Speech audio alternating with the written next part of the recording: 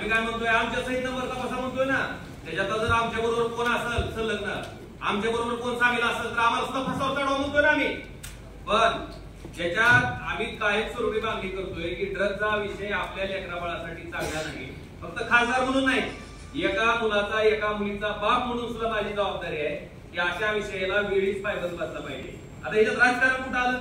जी लोक ड्रग्ज विक्री करत होती, ज्या लोकांनी ड्रग्जचं व्यसन केलं, ती लोक शाव झाली आणि जी त्याच्यावर बंद व्हावं म्हणून प्रामाणिक प्रयत्न करते ती चोर झाली का? आणि मंत्री महोदय मला सांगायचे, त्या ड्रग्जच्या प्रकरणात इन्व्हॉल्व असणारा माणूस प्रेस कॉन्फरन्स घेत आहे आणि आमचा बाप लढतोय. पण आमच्या बापानं दूध विकलं, काय दूध विकणं चूक आहे का? दूध विकणं काय, ड्रग्ज तर नाही विकलं. कुणाला वाटलं आणि मला कमीपणा बी नाही, माझा बाप दूध विकत होता, काय कमीपणा आहे मला त्याच्यात? अभिमान आहे. लेकरं जगत होता, कुणासारखं ड्रग्ज तर गावाला नव्हता ना कुणाला. इथपर्यंत त्यांची मजल गेली आणि त्या आरोपीला अटक होत नाही. काय प्रकार आहे नेमका? राजकारण आम्ही करतोय. आज किती दिवस झाले एसपी साहेबांना दोनदा भेटलो, अजून आम्ही साहेब सामूहिक आंदोलन केलं नाही आणि आता तुम्ही सांगता राजकारण करतो. काय राजकारण केलं आम्हाला कळू तर द्या ना. या संदर्भात एसपी जे आहे तुम्ही माहिती घ्या, का पण होत नाही त्या आरोपीला आणि त्याचे क्वालिटी तपासावे साहेब, कुठल्या नेत्याबरोबर त्यांचे संपर्क आहे की या संदर्भात खरं हा विषयाचा विषय होऊ शकत नाही. विषय मी मलाही कळतंय, तरी सुद्धा हा विषय जिल्ह्याच्या दृष्टीनं अतिशय महत्वाचा आणि आजच्या तरुण पिढीला हाईमध्ये येण्याचा विषय असल्या कारणाने मी या विषयाला मला परवानगी दिली. परंतु मी माझंही ऐकून घ्या, जेव्हा पालकमंत्री झालो आई तुळजाभवानीच्या दर्शनाला मी मंदिरात गेलो. मंदिरातून बाहेर आल्यानंतर मला काही पुजाऱ्यांनी तक्रार केली की खरंच हा तुळजापूरला हा भयंकर रोगासारखा प्रसंग झालेला पालकमंत्री म्हणून या त्यापूर्वी मी काही वृत्तपत्रांमध्ये आणि काही शाळांच्या माध्यमातून त्या बातम्या ऐकल्या होत्या.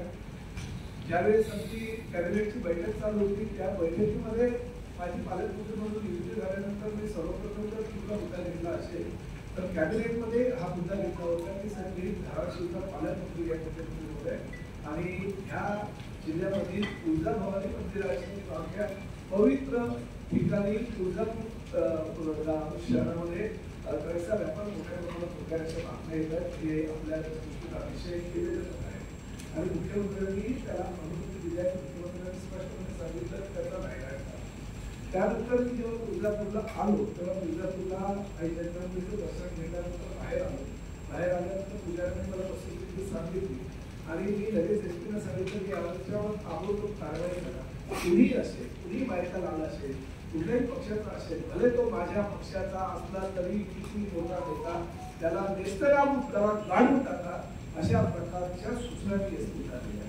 त्यानंतर काही परत पुजारी माझ्याकडे आले की साहेब तुम्ही एसपीला सूचना दिल्या, तुम्ही हे खालचे अधिकारी हे अशा पद्धतीने आमच्या तक्रारी पालकमंत्र्यांकडे का करतात म्हणून विचारत आहेत. ताबडतोब त्याला मी तो अधिकारी जो होता त्याला झापलं आणि सांगितलं ड्रग्स मध्ये बिलकुल कॉम्प्रोमाइज नाही करणार नाही. जर कुठल्याही पक्षाचा आणि कुठलाही माणूस, कुठलीही व्यक्ती, कुठलाही नेता या प्रकरणात असेल तर त्याला नेस्तनाबूत करा. पूर्ण सरकार माझ्या मागे मुख्यमंत्री आणि माननीय दोन्ही उपमुख्यमंत्र्यांची माझी चर्चा झाली आणि त्यानंतर तुमच्या माहितीकरता सांगतो मी सातत्याने ज्या पद्धतीनं वृत्तपत्रांमध्ये बातम्या येतात, ज्या पद्धतीनं टीव्ही चॅनलवर बातम्या या संदर्भात यायला लागल्या की एसपीच्या संपर्कात होतो, किती आरोपी पकडले, कुठल्या आरोपीवर कुठला कलम टाकले, त्यानंतर किती आरोपींना आता काय झालेलं आहे, त्यांना बेल अप्लिकेशन झालेलं आहे का, मग एसपीने मला सांगितलं 2 वेळा रिजेक्ट झालेली आहे. त्यानंतर मी विचारलं अजून आरोपी किती आहेत, त्यांनी 22 आरोपी सांगितले, त्यातले 17 ते 18 आरोपी कुठले आहेत त्यांनी तेही सांगितलं, 4 ते 5 आरोपी कुठले तेही मला सांगितलं आणि त्यानंतर मी कालच एसपीला इन्स्ट्रक्शन दिलेले आहेत, त्यांना असं सोडू नका. 2 वेळा बेल रिजेक्ट झालेला त्यांना आयुष्यभर कितपत पडलं पाहिजे.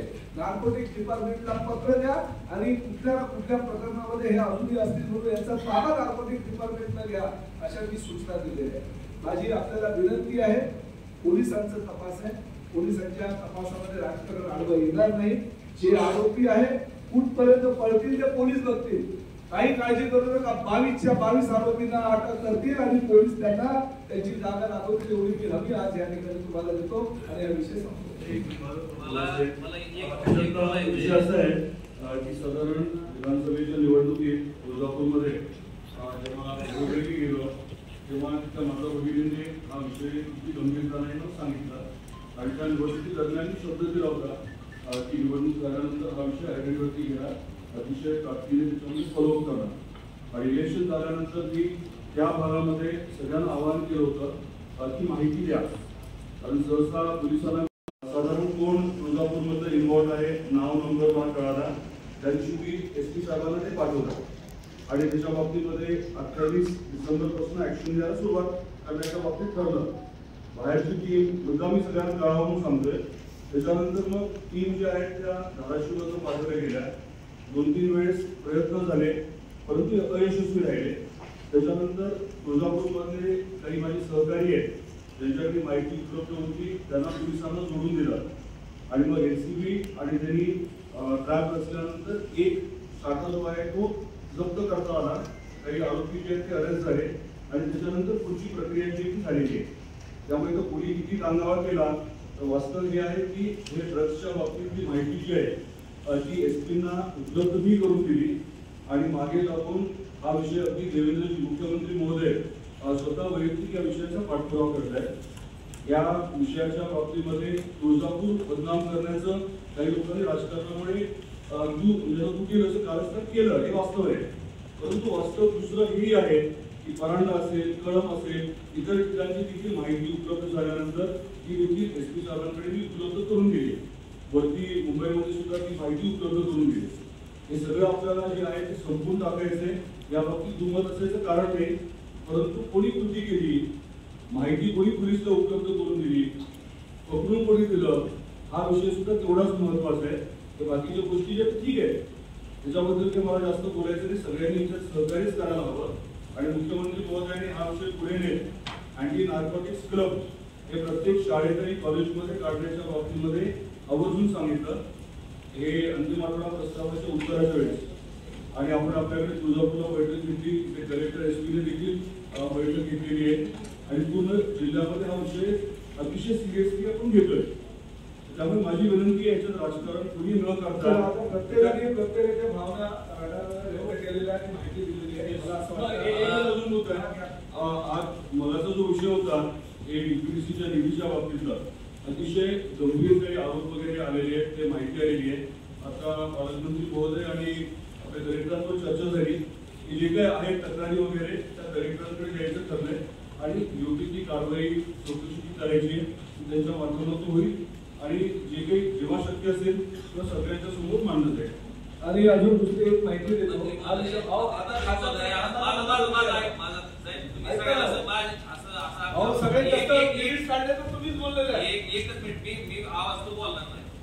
मंत्री महोदय, मी ज्यावेळेस गणेश उत्सव होता त्यावेळेस मी तुळजापूरला गेलो. त्या गणेश उत्सवाच्या काळात माझी भाषण सुद्धा रेकॉर्डवर आहे. त्यावेळेस सुद्धा म्हणलं होतं की आई तुळजाभवानी यांचा बघून. मला एवढाच प्रश्न आहे की त्या पत्रकार परिषद जी घेतली त्या पत्रकार परिषदेमध्ये जो आरोपी ड्रग्स घेत होता त्याचा भाऊ येऊन सांगतोय की व्यसन लागलं होतं आणि ते व्यसन सोडवण्यासाठी त्यांच्याच नेत्यानं गुजरातला कुठं गेलं.